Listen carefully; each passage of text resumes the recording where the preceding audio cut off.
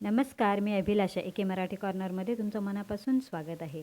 हे बघा, पावसाच्या दिवसातून बाजारचं चिकन खायला खूप भीती वाटते, म्हणून आम्ही घरचंच चिकन कापलेलं आहे, गावठी कोंबड्या. तर इथे गावठी चिकन मी एका पॅनमध्ये चांगलं स्वच्छ 2-3 वेळा धुवून घेतले. हे बघा, अशा प्रकारे बोनलेस चिकन मी सगळं पॅनमध्ये काढून घेतलं आहे. आणि हे बघा, त्याला 1 चमचा आलं लसणाची पेस्ट लावले, 1 चमचा गरम मसाला आणि त्याच्यानंतर 2 चमचे लाल तिखट इथे वापरलं आहे मी. आणि आता याच्यामध्ये 1 चमचा हळद, अर्धा चमचा मीठ, बारीक चिरून घेतलेला कांदा कुस्करून चांगला मिक्स करून घ्यायचा आहे, 1 टोमॅटो टाकायचा आहे, अर्धा पेला तेल टाकायचं आहे.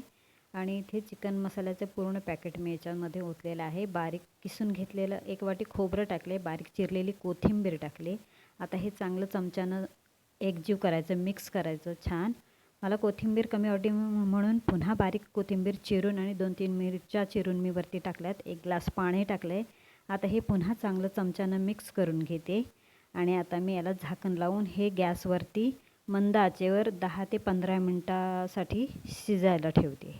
आज मी माझ्या सासूबाईंच्या पद्धतीनं चिकन केले. फोडणी न करता कच्चे मसाले आणि कच्च्या तेलाची छान टेस्ट उतरते. ते अशा प्रकारे छान डेकोरेट केलं. आपलं चिकन तयार आहे. छान होतं, टेस्टी होतं. आता मी एका बाउलमध्ये काढून घेते. रेसिपी तुम्हाला कशी वाटली नक्की सांगा.